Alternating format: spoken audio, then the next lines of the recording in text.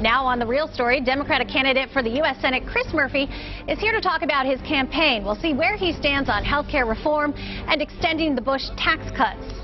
Also, PAC money is playing a role this election cycle. We talk to a Greenwich businessman who has started a PAC of his own. Plus, the race to replace Chris Murphy in the 5th District. We'll talk with Republican Mark Greenberg, who says his business experience sets him apart.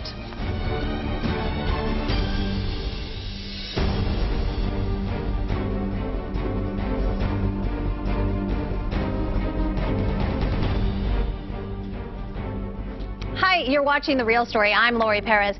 We are happy today to begin a new show with a familiar face, Al Terzi, who has covered news and politics in the state for more than 40 years. He will be adding his expertise and his experience. Al, certainly welcome. Great to be joining you, Lori. Been watching you for a long time, Great. And especially during this election cycle when we've been seeing such sharp divisions over health care and the economy, tax policy, just a lot of negativity. And a lot to talk about. And we're going to talk about those things with our first guest, who is also a familiar face. Chris Murphy, of course, the U.S. Congressman from the 5th District, now seeking a seat in the U.S. Senate. Chris, thanks for being here. Happy summer. Thank you for having me. Al, good to see you. Good to see you, sir. It's a big show. So let's start talking about, one of the hottest debates in Washington right now, which is, of course, the president proposing to extend those tax cuts for middle-class people, for people who make under $250,000 a year. The Republicans say, you know what, let's just keep it. Let's keep it for everybody. Why are they wrong to suggest that increasing taxes is not the right thing to do right now, that it'll affect personal spending and it will hurt mid-sized businesses? Well, the president's position has essentially been mine for years, which is that we do need to keep tax rates where they are for the middle class. And in fact, I'm proud of the fact that over the last 5 years, we've pretty dramatically cut taxes for the middle class, a 2% cut in Social Security payroll taxes, a making work pay tax cut in the Recovery Act, different tax credits for higher education. So we've lowered taxes for the middle class, and now is not the time to raise them. But we do have to have an honest conversation about how we bring down our deficit. And the reality is that we cannot continue on a trajectory in which spending is both out of control and we are bringing in the lowest amount of money as a percentage of our economy to the federal government since the 1960s. The way in which I think you bring down the deficit by real numbers, $4 trillion, $6 trillion, is by having a mix of spending cuts and tax increases that's 2 to 1 or 3 to 1, but admitting that for those people who have done the best in this economy, who are making the top 1 or 2% of incomes, that we should ask them to pay a little bit more in order to bring down the deficit. And frankly, I think that's a deal that a lot of Connecticut residents are willing to make. People don't like paying more taxes, but if they're getting value for their dollar and they see that the deficit is being brought down as a direct result of them participating at a little bit different level, then I think you can get some broad consensus. But Congressman, you understand that a lot of people are saying that tax increases on the people earning over $250,000, the millionaires and so on, if they have this money to invest, and these investments will create jobs. So how can you increase the taxes on them? Isn't that going to be a disincentive to them? Well, the good news is that we have experience. We don't have to guess about what happens if we were to increase tax rates marginally on people who make $1 million. During the 1990s, when tax rates, frankly, on everyone were higher than they are today, the economy was growing at record rates. Poor people were becoming less poor, and rich people were actually getting a lot more rich. And people with lots of money were investing. And so I think it's a fallacy to say that just because you're going to marginally increase taxes on capital gains for a handful of people, that they're going to stop putting money back into the economy. What stops people from putting money into the economy is a weak economic foundation.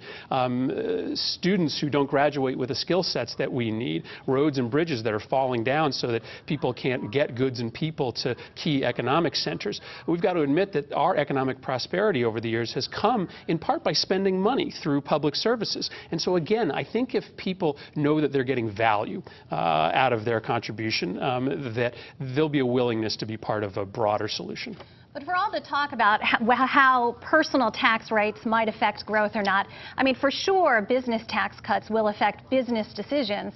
So why aren't you getting anywhere on that when Republicans and Democrats seem to even have some measure of agreement that to do. I think you're exactly right. I mean, let's take the corporate tax rate as an example. I think the corporate tax rate is too high, and I think it's nonsense that we have the highest corporate tax rate in the world when all it takes is a couple signatures of a pen to move your corporate location overseas and get a lower tax rate.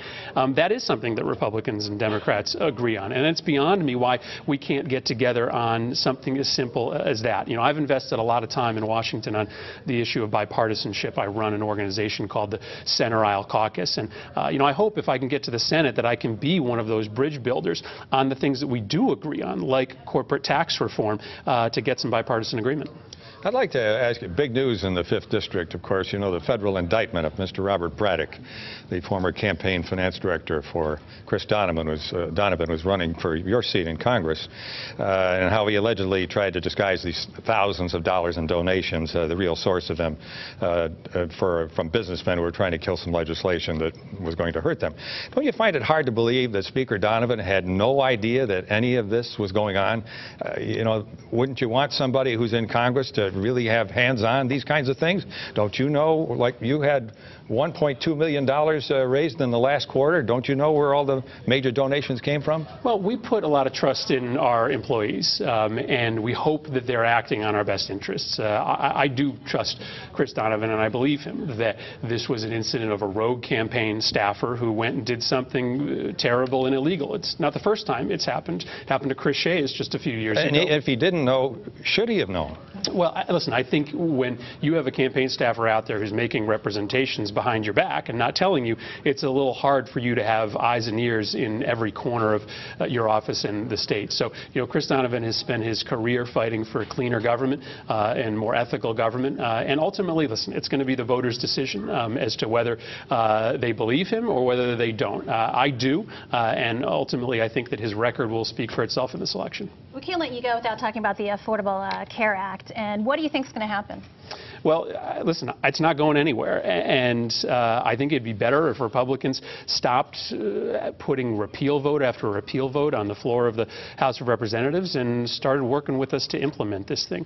You know, families are struggling out there in Connecticut today, and one of the reasons that they're struggling is because health care costs continue to spiral out of control, and for too many families, one illness can bankrupt them. It's happened to hundreds of families in my district just in the last several years alone, and the Affordable Care Act makes sure that that never happens again, that if your child gets sick, that you are not going to lose your car and your house and your savings simply because of grave illness. And as you get more time since the enactment of this law, you see public opinion polls showing that more and more people support it staying into effect.